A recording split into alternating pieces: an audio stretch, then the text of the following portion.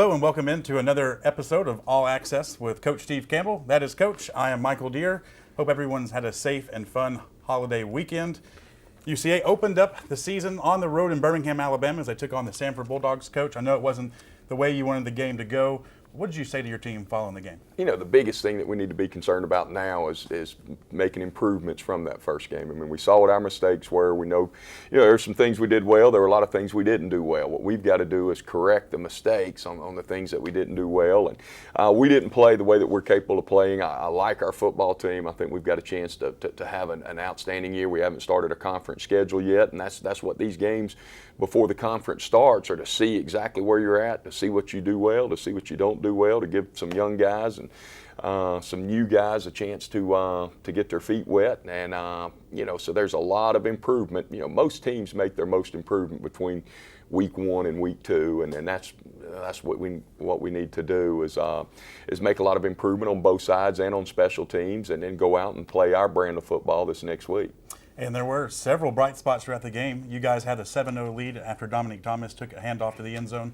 Talk about some of the good things that you saw from the offense and defense. Yeah, early, offensively we were able to get a drive going, and Dominique, before Dominique got hurt, he was averaging 7 yards a pop. I mean, I think he had 7 rushes for 63, somewhere in there. It was over 7 a pop, maybe 9 for 63. Taylor completed 40-something balls. I think Dez caught 11 balls. Jatavius had a lot of touches. So we were getting the ball in the playmakers' hands. And, Sanford's a good defense, and they did a good job of stifling us. So we did some good things there defensively. We were able to get off the field in the first quarter, and then in the third quarter I thought the defense got off the field and gave us a chance to get back in the football game. We just couldn't punch it in when we were down in the red zone. Things that we did. I thought we kicked the ball well. We hit a 50-yard field goal right before the half. Freshman kicker, first time of live action, hit a 50-yarder with no time on the clock. We executed the 2-minute to get ourselves in position to kick the long field goal. Matt Spencer, and then Dink was 2 for 2 on his field goal attempts. Cummins was 1 for 1. Dink was 2 for 2. So we executed our field goal kicking well, but we would like to score touchdowns when you're in the red zone. Red zone, we were 2 for 4, and we didn't do what we needed to do there. Needed a little bit better there. Our punting, Matt had 5 inside the 20, so I was pleased with Matt Spencer the way he punted the football. Averaged 42 yards. Had one that I know we all wish we had back, but all in all, he had a good average on the night and pinned them inside the 25 times. Jatavius had a couple of good returns. One of them was a big one, was negated by a penalty, and that's something that we've definitely got to. Last year we averaged 50-something yards a game in penalties, and we were top in the Southland Conference.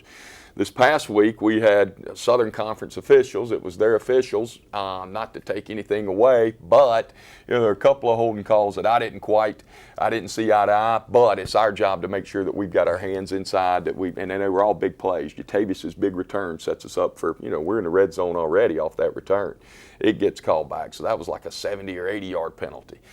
We hit 2 bubbles for big plays, big first down plays. We get holding calls there. So there were some things that we can definitely improve upon. Defensively, we got a turnover there in the third quarter and had a chance then to do something with it, and they got off the field for the most part in the third quarter. So there were definitely some things to build on, but there's a lot of things to improve upon, which is that's what we need to do between week 1 and week 2, and that's our focus right now is on us, right. Trying to get better at the things that we need to do better in order to have a chance to win. And you mentioned Taylor Reed. He was 43 of 63 in the game, 312 yards. Didn't have a touchdown pass. Was it the product of the game why he threw so many passes, just being behind? Yeah, we didn't go in by design and want to throw it 60-something times. We wanted to go in and be a lot more balanced than what we were. Fell behind and really the game plan didn't play out the way that we would have liked for it to. I think we had an opportunity or two when we're in the red zone. If we could have got touchdowns, and that the script could have flipped.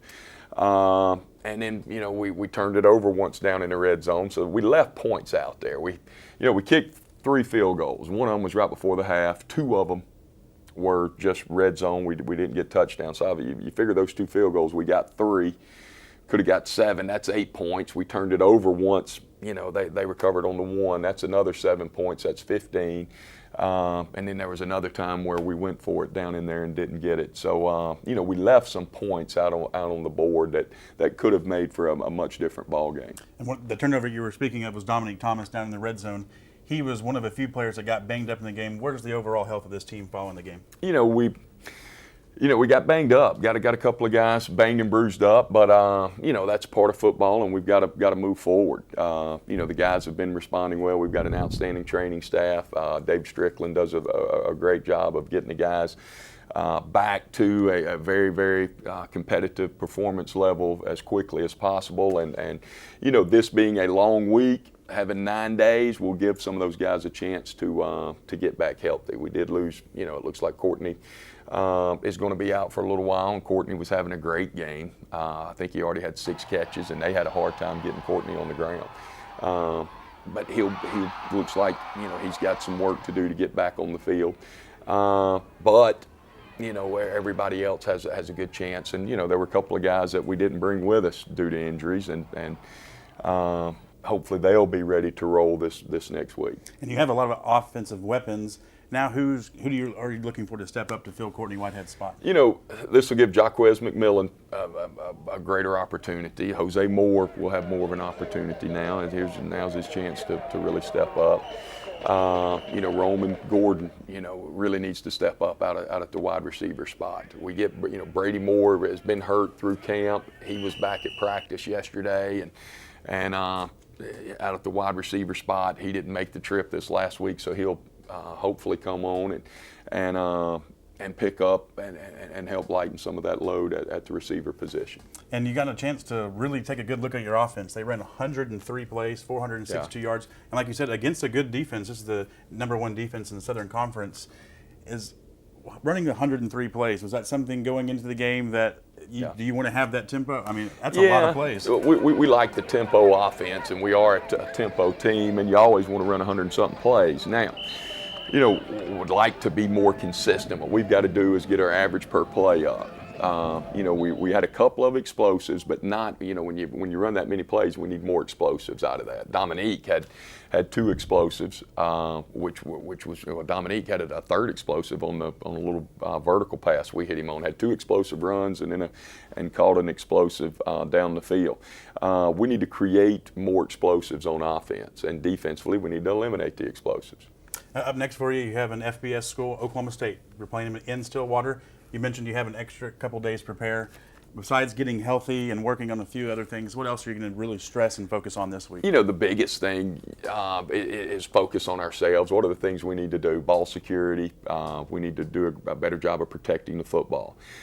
We need to do a good job of eliminating the penalties. All of the things that, the communication, the alignments, assignments, all the things that, regardless of who you're playing, you got to take care of. The first thing you got to do is to eliminate the mistakes. And we had a number of mistakes in week 1, and we've got to eliminate the mistakes. Then flipping the page, going to Oklahoma State, they'll present. They're a very talented football team, big, physical, good football. A lot of depth, good football team. Reminiscent of Texas Tech a year ago. But and they'll bring crowd noise. They say Oklahoma State's a very, very loud place to play. And this is their first home game. First home game on the road. Yeah, so I'm sure their fans will be jacked up and excited, and they'll be making a lot of noise. So we need to deal with the noise. We need to, but the biggest thing we need to do is play our brand of football. Go out, play 4 quarters of unselfish, pulling for one another, mistake-free football, and that'll give us a chance to win regardless of who we're playing. And you mentioned Texas Tech last season, the Big 12 opponent that you played. What can you take away from that game? You only lost by a touchdown. You guys were in the game the entire game. What can you take away from that game to move into this Oklahoma State game? The guys that played last year that are back, they'll remember that we had every opportunity in that game because we did play pretty much mistake-free. We went long stretches where we were playing fast and playing mistake-free. and playing with a lot of confidence. And that's what we got to do is go out, and we played fast. We ran 100-something plays, but we've got to execute at a little bit higher level than what we did this past week. So we can take that away. That you can line up. It's not so much who you're playing; it's how you're playing. Right. It's not who you're playing; it's how you're playing. We've got to get to where we play the same, each and every snap, and regardless of who our opponent is. And when you're playing Oklahoma State, and this is a good measuring stick game for your team, coming off a loss. Now you have a bye week following the Oklahoma State game. So this is a good game to see what you got offense and defense coming game two, like you said, preparing. The biggest changes come from game 1 to game 2. Going into the bye week, are you excited about what you're going to have here with this team going Oklahoma State? I mean, this is a team that most people see as kind of an air raid offense, a little different from Stanford. So you're going to see a different, kind of a different offense. At the same time, this is a defense that will spread the field and possibly play to your strengths a little bit more, because UCA, with your ability to stretch the field, see some opportunities against Oklahoma State. Yeah, definitely. Oklahoma State's an outstanding football team with athletes on both sides, and they've got a quarterback back that started a handful of games for them last year. They really like him. They've got an outstanding running back and some fast receivers. So again, but they're a good offense. They're not Star Wars. Spread it and all that. They do have a lot of imagination in their offense, but they're very sound and fundamental, and they'll run. If they find something, they'll keep going back to it. And I think that's what we need at this point is let's play sound, fundamental, run to the football, gang tackle, play assignment football defensively. Offensively, we need to execute and do the detail of our assignment through the whistle. And there were a lot of big plays in the Stanford game. 55-yard touchdown, and a big run by Denzel Williams, another long reception. What can you do to fix the big plays on the defensive side this week? It's all, every mistake that we made is fixable. It's one assignment here, one guy getting out of a gap here. It's little things. It's not just people running over somebody. It was somebody not necessarily reading their key or communication on I've got this gap, I've got this gap. So they're all correctable mistakes. That's the thing that when you watch the film that you get excited about. It's disappointing when you watch it, but you go, we can fix this. This is something that can be eliminated, and you make a quantum leap between week 1 and week 2. Stanford, they ran a little bit of a hurry up, and I'm sure you're expecting that from Oklahoma State. And last week, you got a good chance to see the depth at defense. Watching the game personally, I saw linebackers. Yeah, the depth there is, you can see that position as well as your secondary. The defensive line, I noticed that Stanford kind of they did double team, and they had Jonathan Woodard. They knew that if someone they had needed to stop. Terrence Partee played a good game. You do have the defensive line. Are you excited to see another chance to get a look at your depth on defense again? Yeah, each and every week, you're excited to watch your team play, and I like our guys, and we just need to keep getting better, keep improving. Let's go out and let's play, and let's see how much improvement we can make from last week to this week. They did have a little plan for Jonathan of making sure they had an extra guy over there. They were kind of sliding his way, but Ricky Dobbins, a freshman, came in and had a big sack. I was glad to see that. We played I thought Derek Floyd did a lot of good things. I thought he played extremely hard. DJ Holland had a good game at linebacker. Yeah. DJ did some good things. Ricky White, a linebacker that showed up a lot too, was Garrett Sharp. Had a lot of production in the amount of time that he was in there. And talking about Oklahoma State, you touched a little bit on the offense. No turnovers on offense, defense correcting the big plays. What other keys do you see? Maybe, special teams. You had a great special teams performance against Stanford. Special teams going to factor in again, maybe on some of the keys. Yeah, of the game? we did some good things on special teams, but we had a couple of other opportunities. We backed ourselves up on our kickoff return unit. We had 2 penalties there. One of them really negated a long return. We can make a lot of improvement in our special teams between week 1 and week 2 as well. Our kickoff return unit has a chance to be an outstanding unit, and but now we've got some live reps on film, and I think I'm looking forward to watching getting back out there and returning some kicks this week. Hopefully not too many, but whenever we get the opportunity, I think we'll be much better on our score unit. And finally, with Dominique Thomas being a little bit banged up, are we going to see more from the running backs this week? A little bit of Jeff Anderson seeing some more playing time? And we'll see. You know, it's still early in the week of practice. I like our running back situation. You know, Dominique is getting better. You know, I'm not ready to say he's out at all. I mean, his knee, he bounced back. He's a quick healer and bounced back pretty quickly from that. So, you know, we'll keep mixing those running backs in there with Dominique and Blake Beasley, and each one of them's got a role that they'll play. And I don't want to necessarily pick a player of the game, but if I had to pick one, I like what Brandon Cox did, and seeing him in your offense. What was your impression of Brandon Cox in his first game in the UCA uniform? You know, I thought Brandon did some really good things. He, you know, they kept him in check for the most part, but you can see his speed and quickness, and that he's got a chance whenever he's got the ball in his hands to make an explosive. And but I was pleased with him. I thought he had a couple of really good returns, but he can, you know, I believe he can take it to the house, and I'm looking forward to him having more opportunities to do that. I like the way Brandon's been working. And he's got a chance to have an outstanding year. And hopefully some other mid-year transfers like Jacquez McMillan now can step up at wide receiver.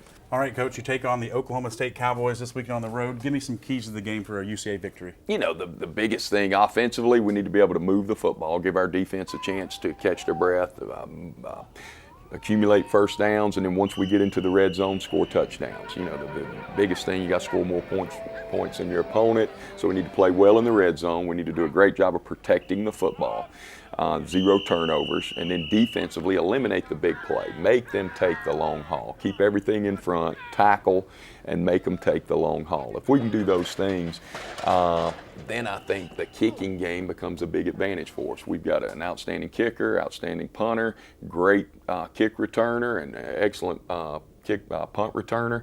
Then the kicking game can be the deciding factor. But offensively, 0 turnovers, score in the red zone. Defensively, eliminate the big play, keep everything in front, and then win it with the kicking game. How excited are you to get back on the field at following that first game? Yeah, we're ready to play. We got a bad taste in our mouth after that first week, and I was ready to get back out on the practice field to make improvement and to correct some of the mistakes that we made, but very excited to get back out there and play. For more on the Bears, we're going to send it out to Kelsey Williams, who has time to catch up with some of the players. Thanks for that, Mike. After a tough loss in week 1 against the Samford Bulldogs, the Bears are out here in preparation trying to mend their mistakes from week 1 in order to have a great game against the Oklahoma State Cowboys. We're going to take full advantage of the Labor Day weekend. You know, we were able to get 5 practices in to prepare for Oklahoma State, so that's a positive. Execute the game plan. We have a good game plan, we have a good script, we have a good scheme. So really we just have to believe in what the coaches are doing and believe in the scheme and just do what we have to do. I think the main thing we need to work on is just perfecting the script, perfecting the scheme that we have. Really it's not about them, it's about us. So communication is the biggest focus for this week, you know, because like I said, the crowd noisy, so you got to be able to get which play and communicate as far as knowing what to do in the front end or the back end for defense and yelling calls toward the offense. So. Part of the preparation in beating the Oklahoma State Cowboys, playing against crowd noise. You know, Oklahoma State's got a real hostile environment. Boone Pickens Stadium's really loud. They say it's one of the loudest stadiums in the Big 12. So we've had the music cranked up and the crowd noise cranked up, try to simulate that as much as we can. Just stay focused. Be more juiced up. I feel like we lack a little juice, a little energy. So I'm pretty sure this week they got it on the mound to play OSU. We have full expectations to go out there and play well. We 100% believe we can go in and give ourselves a chance to win the football game. We've been in the big games against Power 5 conference teams before, so we're looking forward to the challenge. Anybody has a chance. Anybody can win. Anybody can lose. That's the beauty of football. After losing by just 1 touchdown against Big 12 opponent Texas Tech, will the Bears be able to overcome Oklahoma State University in Stillwater on Saturday? You'll have to tune in to check out. Thank you very much, Kelsey. The Bears are on the road this weekend against Oklahoma State. We will not have All Access next week as the Bears are off, but you can continue to watch the show from Tuesday to Friday nights. It airs every night at 11 p.m. For Coach, I'm Michael Deere. We'll see you next time.